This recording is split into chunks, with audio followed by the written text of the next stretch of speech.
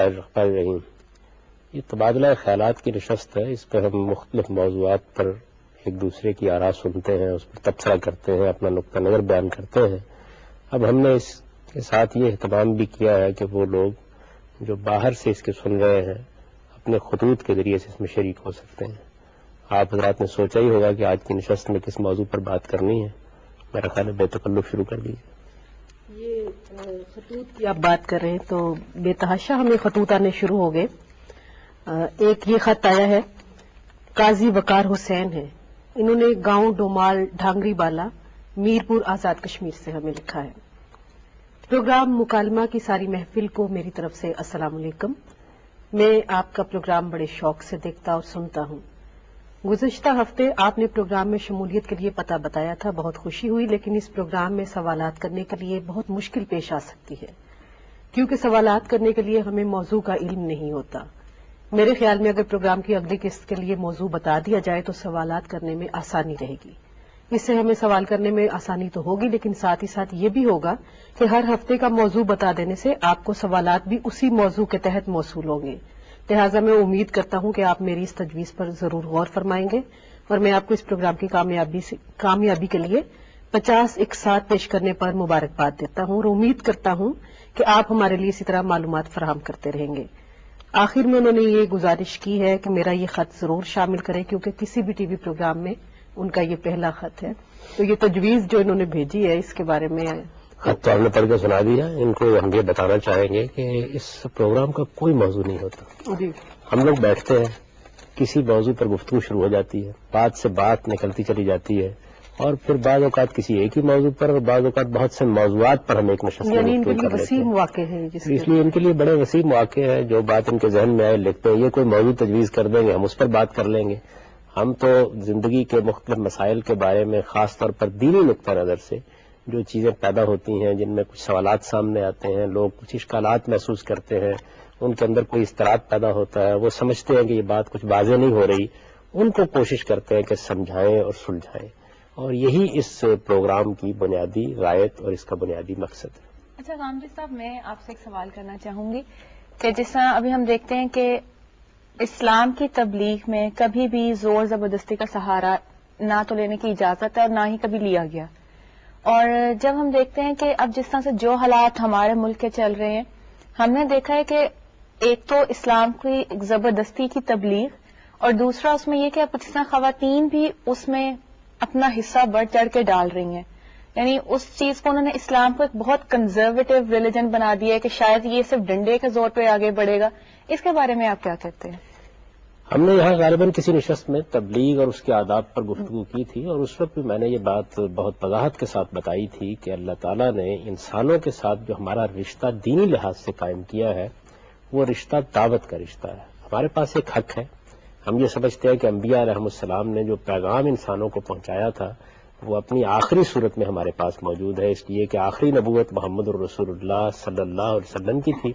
ہم ان پر ایمان رکھتے ہیں. قرآن مجید اللہ کی آخری کتاب ہے، اس کے ذریعے سے جو ہدایت حاصل ہوئی ہے اس کو ہم دنیا تک پہنچانے کے مکلف ہیں اور پوری کوشش کرتے ہیں کہ جس حد تک بھی ممکن ہو اس کو صحیح طریقے سے پہنچایا جائے. انسانوں کے ساتھ ہمارے تعلق کی بنیاد یہی ہے. یعنی پوری دنیا کو اگر آپ اصطلاحوں میں بیان کرنا چاہتے ہیں تو ہم 2 حصوں میں تقسیم کر سکتے ہیں. ہم دائی ہیں، دعوت دینے والے ہیں، پیغام پہنچانے والے ہیں. باقی پوری کائنات مدعو ہے اور اللہ تعالیٰ نے اس کے لیے ایک بڑا جامع قانون بنا کر ہمیں بتا دیا ہے کہ فرد کو اپنی یہ ذمہ داری کیسے پوری کرنی ہے، علماء کو اپنی یہ ذمہ داری کیسے پوری کرنی ہے اور اسی طرح مسلمانوں کے نظم اجتماعی کو اپنی ذمہ داری کیسے پوری کرنی ہے. اس معاملے میں ابھی جو خلفشار پیدا ہوا ہے اس کو اگر آپ دیکھیں تو اس میں 4 بنیادی دلائل پیش کیے جا رہے ہیں اور میرا خیال یہ ہے کہ ان پر ضرور گفتگو کر لینی چاہیے. اس کی وجہ یہ ہے کہ کہنے کو میں ایک بات کہہ دوں گا، کوئی دوسرا آدمی ایک بات کہہ دے گا. لوگ بسا اوقات خلجان میں مبتلا ہو جاتے ہیں کہ ہم کس کی بات کو صحیح سمجھیں. تو اس وجہ سے میں ہمیشہ یہ کوشش کرتا ہوں کہ ہمیں اپنی طرف سے تو کوئی بات کہنے کا حق نہیں ہے. اللہ کے رسول نے کوئی بات کہی ہوگی، اللہ کی کتاب میں کوئی بات ہوئی ہوگی، اس کو کسی آدمی نے انٹرپریٹ کیا ہوگا، اس پہ کوئی دلیل اس نے قائم کی ہوگی، اس کا جائزہ لے کے بتانا چاہیے کہ اس میں کیا حق ہے کیا باطل. پہلی بات جو اس معاملے میں کہی جا رہی ہے وہ یہ ہے کہ رسول اللہ صلی اللہ علیہ وسلم نے یہ فرمایا ہے کہ من رأى منکم منکرا فلیغیرہ بیدہ فإن لم یستطع فبلسانہ وإن لم یستطع فبقلبہ وذلک اضعف الایمان، کہ اگر تم میں سے کوئی شخص برائی کو دیکھے تو اسے چاہیے کہ وہ ہاتھ سے اس کو روک دے، اور اگر وہ اس کی ہمت نہیں رکھتا تو زبان سے نفی کرے، اور اگر وہ اس کی بھی ہمت نہیں رکھتا تو پھر دل میں برا کہے، اور یہ ایمان کا سب سے کمزور درجہ ہے۔ عام طور پر یہ خیال کیا جاتا ہے کہ چونکہ ہاتھ سے روکنے کو سب سے بڑی چیز بیان کیا گیا ہے، اس وجہ سے اگر ہمارے پاس طاقت ہوگی تو ہم برائی کو ہاتھ سے روک دیں گے۔ یہ اس روایت کا مفہوم اس سے پہلے بھی بعض لوگوں نے لیا اور اس سے بڑا فتنہ و فساد پیدا کرنے کی کوشش کی۔ موجودہ زمانے میں بھی بعض لوگ اس سے استدلال کر رہے ہیں، یہ دین کا کوئی اچھا فہم نہیں ہے۔ میں آپ کو یہ بتانا چاہتا ہوں کہ جب بھی کبھی کوئی روایت سامنے آئے، روایت میں اور قرآن کی آیت میں ایک بنیادی فرق ہے۔ قرآن مجید آیات کا مجموعہ نہیں ہے، یعنی ایسا نہیں ہے کہ منتشر آیات تھیں، ان کو کسی آدمی نے جمع کر کے ایک کتاب بنا دی۔ قرآن مجید ایک باقاعدہ کتاب ہے، اس میں ایک بات ترتیب سے بیان ہوتی ہے، اس کا ایک سیاق و سباق ہوتا ہے، اس کا ایک پس منظر ہوتا ہے۔ اس کو اگر آپ اس کے اندر سے نکال کے الگ کر لیں تو اس میں بھی بس معنی پیدا کیے جا سکتے ہیں، لیکن جب اس کو اس کے سیاق میں سباق میں رکھ کے اس پر غور کرتے ہیں تو تب سمجھ میں آتا ہے کہ اصل میں کیا بات کہی گئی ہے۔ بڑی غلطی کرتے ہیں وہ لوگ کہ جو بعض اوقات فال نکالنے کے طریقے کے اوپر قرآن کھولیں گے اور کسی ایک آیت کو اس کے سیاق سباق کانٹیکسٹ سے نکال کر اس کا کوئی مطلب بیان کر دیں گے۔ تو قرآن میں تو بڑی آسانی ہوتی ہے کہ آپ اس کو دیکھ لیتے ہیں، آپ اس کا سیاق سباق بتا دیتے ہیں اور پھر سمجھا دیتے ہیں کہ یہ بات اصل میں یہ ہے۔ روایتوں میں جن کو ہم حدیثیں کہتے ہیں ان میں مسئلہ یہ ہوتا ہے کہ رسالت میں آپ صلی اللہ علیہ وسلم نے ایک بات کہی ہے، کسی خاص پس منظر میں کہی ہے، بیان کرنے والے نے نہ اس پس منظر کو بیان کیا، نہ اس کے شرائط بیان کیے، نہ حدود بیان کیے، اس نے درمیان سے دو جملے لیے اور ان کو بیان کر دیا۔ اس کو اگر کوئی شخص مطلق طور پر ایبسولوٹ طریقے سے سمجھنا شروع کر دے تو اس کے نتیجے میں تو بعض ایسی چیزیں پیدا ہو جائیں گی جس سے پورے دین کا نظم درم برم ہو جائے گا۔ تو اس وجہ سے میں نے ہمیشہ اس حدیث کو سمجھانے کی کوشش کی ہے کہ اس میں لوگوں کو جو بات کہی گئی ہے اس کا تعلق ان کے دائرہ اختیار سے۔ ہر آدمی کا ایک دائرہ اختیار ہے۔ اگر آپ غور کریں تو ایک آدمی جب اس دنیا میں شعور کی آنکھ کھولتا ہے تو اس کے بعد وہ ایک عورت کا انتخاب کرتا ہے، عورت مرد کا انتخاب کرتی ہے، اس کے نتیجے میں ایک گھر وجود میں آ جاتا ہے، اس میں ماں اور باپ کے رشتے وجود میں آ جاتے ہیں، اس سے ایک دائرہ اختیار وجود میں آتا ہے ہر آدمی کا۔ بالکل اسی طریقے سے آپ کوئی ادارہ قائم کرتے ہیں، کوئی نظم قائم کرتے ہیں، مثال کے طور پر آپ نے پولیس کا ایک ادارہ قائم کیا ہوا ہے، اس میں بھی ایک نظم وجود میں آ جاتا ہے۔ جو لوگ اس کے ذمہ دار ہوتے ہیں ان کو کچھ اختیارات مل جاتے ہیں جن کو وہ استعمال کر سکتے ہیں۔ آپ نے فوج کا ایک ادارہ قائم کیا ہوا ہے، اس کا ایک ڈسپلن ہوتا ہے، اس کا ایک نظم ہوتا ہے، اس میں بھی ایک ہیرارکی ہے جس کے مطابق احکام دیے جاتے ہیں اور ان کی پیروی کی جاتی ہے۔ پھر اس کے بعد بحیثیت مجموعی ریاست کا ایک پورا ادارہ ہے۔ تو یہ جتنی بھی جگہ ہے ان میں اگر آپ دیکھیں تو ہر جگہ کوئی نہ کوئی دائرہ اختیار وجود میں آئے گا، یعنی کوئی اتھارٹی وجود میں آ جائے گی۔ تو نبی صلی اللہ علیہ وسلم نے یہ بات اصل میں اس دائرے کے بارے میں کہی ہے کہ جہاں تمہیں اختیار حاصل ہے، جہاں تمہیں یہ حیثیت دی گئی ہے کہ تم کسی بات کو زور زبردستی سے کہہ سکتے ہو۔ میں اپنے بچے کو گالی دینے سے روک سکتا ہوں، اس کے کان گرم کر سکتا ہوں باپ کی حیثیت سے، یہ میرا دائرہ اختیار ہے۔ بالکل اسی طریقے سے ہر ادارے میں ایک دائرہ اختیار وجود میں آ جاتا ہے، اور اسی طرح آگے بڑھ کر پوری کی پوری ریاست میں ایک دائرہ اختیار وجود میں آ جاتا ہے۔ تو دائرہ اختیار میں ترتیب وہی ہے کہ آپ کو یہ چاہیے کہ اگر آپ کوئی برائی دیکھتے ہیں تو اس کو روک دیں، یعنی قوت سے روک دیں۔ اور آپ دیکھیے کہ اسٹیٹ ایسے کرتا ہے، اگر آپ باہر نکل کے مثال کے طور پر نشہ آور چیزوں کا کاروبار کر رہے ہیں تو ریاست آئے گی جو اس کا دائرہ اختیار ہے اور وہ آ کے آپ کے خلاف کارروائی کرے گی۔ ایک باپ اپنے گھر کے اندر ایک دائرہ اختیار رکھتا ہے، وہاں ایک کارروائی کرتا ہے، شوہر اپنے گھر کے اندر ایک دائرہ اختیار رکھتا ہے، وہاں کوئی حکم دیتا ہے۔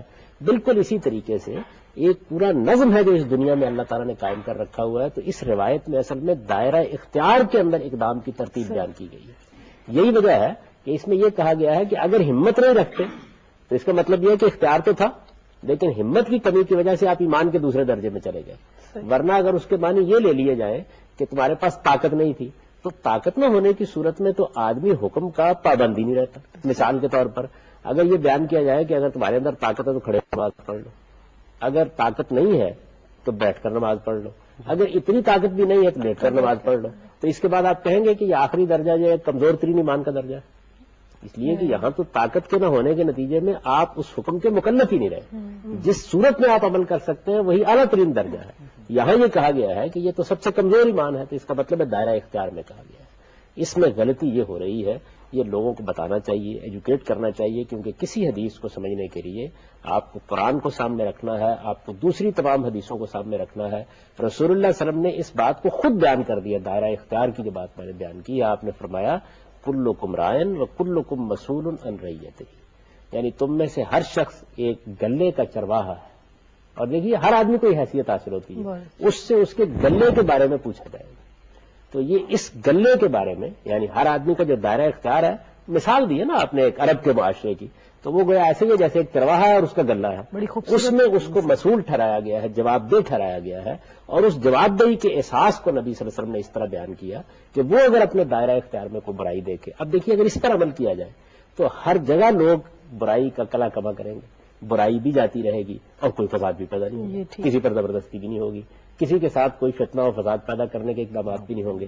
یہ تو اس روایت کا مطلب ہے۔ اس کے بعد دوسری دلیل جو دی جا رہی ہے وہ یہ ہے کہ اسلام نے جہاد کا حکم دیا ہے، تو جب ہم نے دیکھا کہ برائیاں ہو رہی ہیں تو ہم ان کے خلاف جہاد کرنے کے لیے اٹھ کھڑے ہوئے، اس لیے کہ ہمارے پاس طاقت ہے، ہم نے 10-12 ہزار طالبات اور طلباء کو منظم کر لیا، اس وجہ سے ہم کو حق حاصل ہو گیا کہ ہم جہاد کریں۔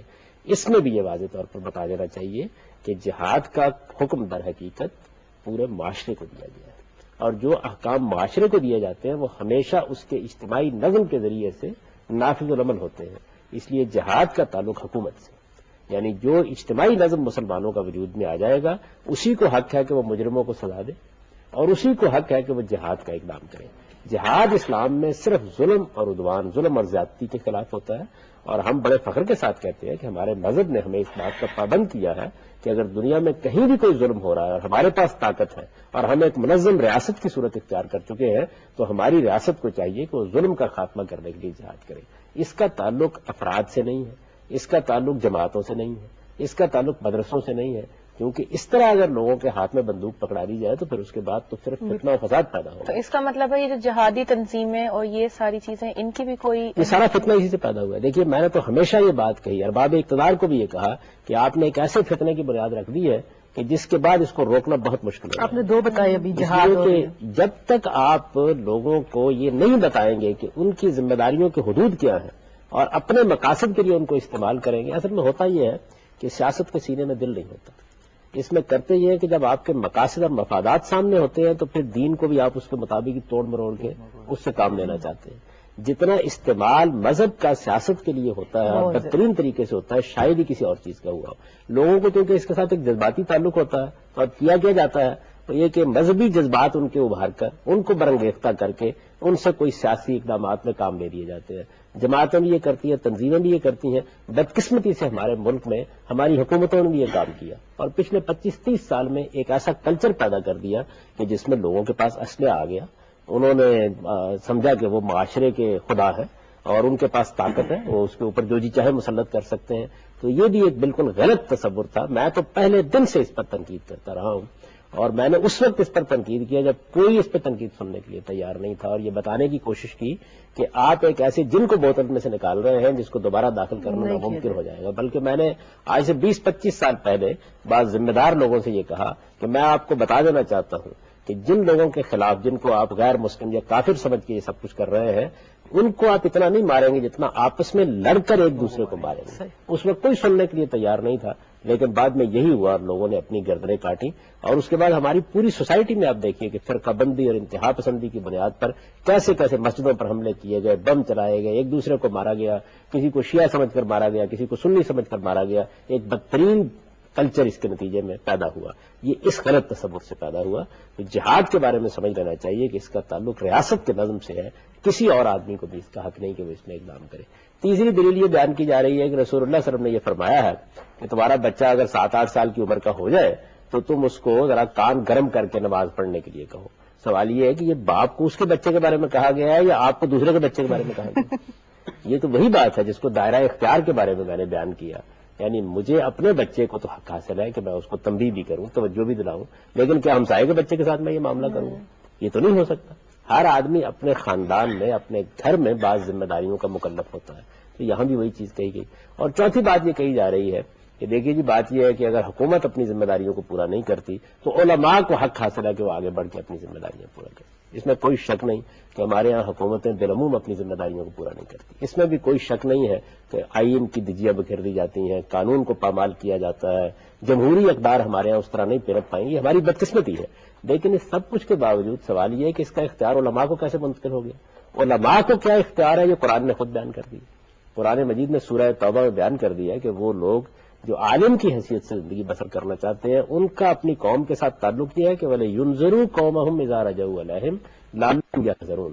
ان کا کام یہ ہے کہ وہ اپنی قوم کو خبردار کریں, دعوت دیں, پیغام پہنچائیں, متنبہ کریں, وارن کریں, خبردار کریں تاکہ لوگ غلط کاموں سے بچے رہیں. ان کا کام یہ نہیں ہے کہ وہ ہاتھ میں ڈنڈا پکڑ لیں اور لوگوں کے سر پر جا کر سوار ہو جائیں. اللہ نے اپنے پیغمبروں کو بھی یہ کہا ہے کہ انما انت مذکر لست علیہم بمسیطر, آپ اصل میں نصیحت کرنے والے بنا کر بھیجے گئے ہیں, آپ کوئی داروغہ نہیں ہیں جن کو لوگوں پر مسلط کر دیا گیا ہے.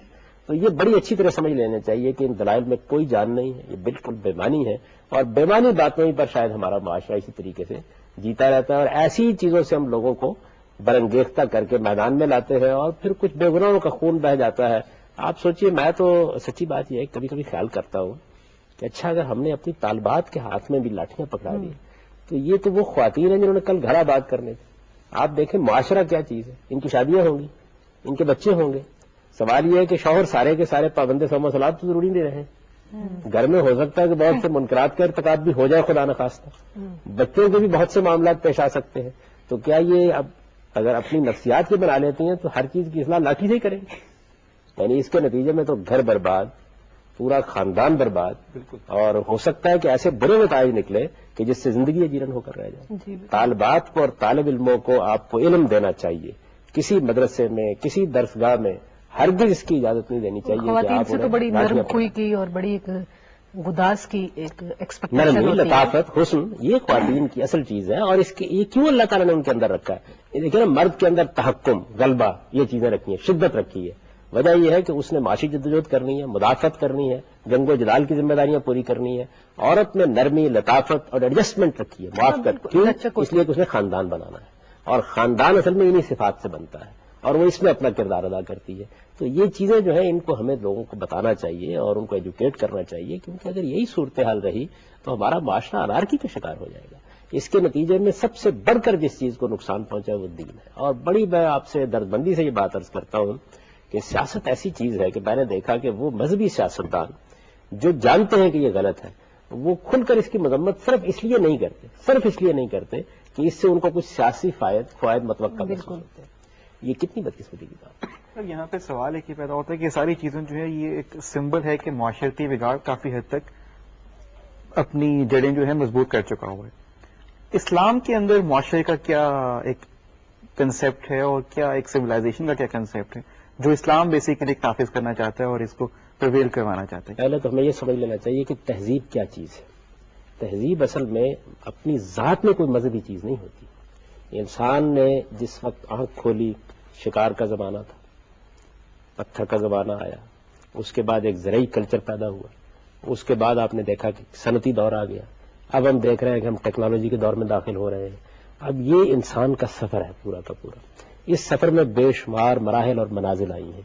ان سے رہن سہن کے آداب پیدا ہوتے ہیں, ان سے ملنے جلنے کے طریقے وجود میں آتے ہیں, ان میں معاشی ذرائع انسان کے پورے تمدن پر اثر انداز ہوتے ہیں. انسان کسی زمانے میں غاروں میں رہتا تھا, اس نے جھونپڑے بنا لیے, اس نے مکان بنا لیے, اب وہ اسکائی اسکریپرز تعمیر کر رہا ہے. ان سب چیزوں کے اثرات ہوتے ہیں. اب میڈیا کو دیکھیں, یعنی مختلف کلچر کیسے ایک دوسرے پر اس کے نتیجے میں اثر انداز ہو رہے ہیں. پہلے صورتحال یہ تھی کہ ایک بعض اوقات گاؤں کے لوگ دوسرے گاؤں سے واقف نہیں ہوتے. میں آپ کو ایک دلچسپ لطیفہ سناؤں. میں ایک مرتبہ ناروال کی طرف سڑک نکلتی ہے لاہور سے, اس میں ایک گاؤں میں گیا. وہاں ایک میرے پرانے دوست تھے, ان کے پاس بیٹھے ہوئے ایسے کچھ گپ شپ کر رہے تھے. تو گپ شپ کے دوران میں انہوں نے یہ کہا کہ ہمارے اس گاؤں میں ایک یا دو آدمی ایسے تھے آج سے کوئی 5-10 سال پہلے, سڑک نکلنے سے پہلے, جنہوں نے لاہور دیکھا ہوا تھا. اچھا, اب ظاہر ہے کہ اس میں لوگ اپنی تہذیب, اپنے تمدن کو بڑی حد تک محدود رکھتے تھے, لیکن جیسے جیسے چیزیں پھیلتی ہیں تو ہر چیز اثر انداز ہوتی ہے. تو رہن سہن, زبان, ملنا جلنا, رسوم, تہوار, یہ مل کے کلچر بناتے ہیں. مذہب ان پر اثر انداز ہوتا ہے, اس میں کوئی شک نہیں. سر, آج کا جو ہمارا کلچر ہے بہت تیزی سے تبدیل ہو رہا ہے, تو اس کے اسلامک کلچر پر کیا اثرات مرتب ہو رہے ہیں؟ پہلے ایک اصولی بات سمجھ لیجیے، اور وہ اصولی بات یہ ہے کہ ہمارا کلچر جو کچھ بھی تھا اس سے پہلے وہ صدیوں میں بنا تھا، یعنی ایسا نہیں کہ وہ ایک دن میں وجود میں آیا تھا. اور میں نے اس سے پہلے بھی آپ کی خدمت میں یہ بات عرض کی کہ کلچر کوئی ایسی چیز نہیں ہوتی کہ جس کو مذہب پیدا کرتا ہے. کلچر کو پیدا کرنے کا باعث کبھی مذہب نہیں بنتا. کلچر تو اصل میں موسموں سے، رواج سے، علاقے سے، اس علاقے میں کس نوعیت کے لوگ بستے ہیں ان سے، ان کی تاریخ کیا ہے، اس میں لوگوں نے کیا پیشے اپنائے ہیں، اس میں کس نوعیت کی معاشی سرگرمیاں ہوتی ہیں، ان سے وجود پذیر ہوتا ہے. یعنی کلچر ایک زمینی چیز ہے، آسمانی نہیں ہے. یہ اس زمین کے اندر سے پیدا ہوتا ہے. انسان کو اللہ تعالیٰ نے جو جبلت اور فطرت دی ہے اس سے وجود میں آتا ہے. مذہب کیا کرتا ہے؟ مذہب آ کر، مذہب کا سارا اپروچ اخلاقی ہے. وہ آ کے اس کلچر پر اخلاقی لحاظ سے اثر انداز ہو جاتا ہے. یعنی وہ یہ کہے گا کہ دیکھیے آپ کی یہ رسم بہت اچھی ہے، لیکن اس میں یہ پہلو اخلاقی حدود سے تجاوز کر رہا ہے. اس کا نتیجہ یہ نکلتا ہے کہ جیسے ہی وہ اخلاقی لحاظ سے چیزوں کے بارے میں توجہ دلانا شروع کرتا ہے تو اس سے کچھ کلچرل چیزوں میں بھی تبدیلی آنی شروع ہو جاتی ہے. یعنی آپ ایک خاص طرح کا لباس پہنتے ہیں. اب ظاہر ہے کہ جب قرآن آ کے آپ کو یہ بتانا شروع کرتا ہے کہ نماز، آپ کا لباس تو شرمگاہوں کی حفاظت کرنے والا ہونا چاہیے، آپ کا لباس ایسا ہونا چاہیے جس میں بدکوارگی نہ ٹپک رہی ہو، آپ کا لباس ایسا ہونا چاہیے جس میں آپ خدا کے حضور میں بھی جا کر سجدہ ریز ہو سکیں. تو ایک چیز جو بالکل آپ کے اندر سے پیدا ہوئی تھی، یعنی عربوں کا اپنا ایک لباس ہے، مراکشی لوگوں کا اپنا ایک لباس ہے، ترکی کے لوگوں کا اپنا ایک لباس ہے، اب مذہب اس پر اثر انداز ہونا شروع ہو گیا. اس نے کوئی لباس نہیں بنایا لیکن وہ آپ کے لباس کی تراش خراش وغیرہ قطع پر اثر انداز ہوا. اسی طرح مثال کے طور پر اگر گھروں کے معاملے میں اس نوعیت کا رویہ مذہب نے پیدا کیا کہ ان میں مردانہ اور زنانہ کو تھوڑا سا الگ رکھیے، تو اس سے گھروں کے بننے کے طریقے اور وجود میں آنے شروع ہو گئے. اچھا، اسی طریقے سے طہارت پر جب زور دیا گیا تو اس کے نتیجے میں آپ کے غسل خانے اور بہت سی دوسری چیزیں اور طرح کی بننی شروع ہو گئی. تو پہلے یہ سمجھ لیجئے کہ مذہب کلچر پر کیسے اثر انداز ہوتا ہے. یعنی جب ہم اسلامی تہذیب یا اسلامی کلچر کی بات کرتے ہیں تو بعض اوقات ایسے خیال ہوتا ہے کہ جیسے اسلام آیا اور اس نے کوئی کلچر پیدا کر دیا. تو جس چیز کو آپ اب اسلامی کلچر یا مسلمانوں کا کلچر کہتے ہیں، میں تو اسلامی کلچر کی بجائے مسلمانوں کے کلچر کی بات کرتا ہوں. اس کے مختلف شیڈ ہوں گے. یعنی وہ مراکش میں اور طریقے کا ہوگا، وہ انڈونیشیا میں اور طریقے کا ہو جائے گا، ملائیشیا میں اور طریقے کا ہو جائے گا، وہ ہندوستان میں اور صورت اختیار کر لے گا، وہ ایران میں اور صورت اختیار کر لے گا. تو یہ ایک بڑا ہی رنگارنگی رکھنے والا کلچر تھا یا تہذیب تھی جو موجود تھی. اب ظاہر ہے اس تہذیب کے ساتھ کیا حادثہ ہوا ہے؟ اس تہذیب کے ساتھ یہ حادثہ ہوا ہے کہ بہت بڑے پیمانے پر اب اس تہذیب کو مغربی تہذیب کے ساتھ مکالمہ کرنا پڑ رہا ہے اور معاملہ بھی کرنا پڑ رہا ہے. اس کی وجہ یہ ہے کہ مغربی تہذیب پوری قوت کے ساتھ اس وقت دنیا پہ حکومت کر رہی ہے، سیاسی غلبہ اس کو حاصل ہے. اور پھر میڈیا نے خاص طور پر، پہلے تو ریڈیو تھا، پھر ٹیلی ویژن آیا، اس کے بعد انٹرنیٹ اور اس کے مختلف ذرائع آ گئے. ان سب چیزوں نے مل کر اب ہر چیز کو قریب کر دیا ہے. تو ہر چیز ہر روز ایک دوسرے پہ اثر انداز ہو رہی ہے. یعنی ڈرامے اثر انداز ہو رہے ہیں، تمثیلات اثر انداز ہو رہی ہیں، لباس اثر انداز ہوتے ہیں، بات کرنے کے انداز اثر انداز ہو رہے ہیں، زبان بدل رہی ہے، سب کچھ ہو رہا ہے. اس میں کچھ چیزیں بہت مثبت ہیں اور کچھ چیزیں انتہائی منفی ہیں. اب ظاہر ہے کہ منفی اور مثبت کا فیصلہ کیسے کیا جائے یہ خود ایک موضوع ہے، اس پر کسی نشست میں گفتگو کریں گے. اس وقت ختم ہو رہا ہے. وآخر دعوانا الحمدللہ رب العالمین. خطوط کے ذریعے اپنے سوالات بھیجنا چاہیں تو اس کے لیے میں آپ کو پوسٹل ایڈریس بتا دیتی ہوں. In charge programme Mukalma, Pakistan television centre, 21 Mahmood Ghaznavi road, Lahore. اور اگر آپ ای میل کرنا چاہیں تو اس کے لیے مکالمہ @ptv.com.pk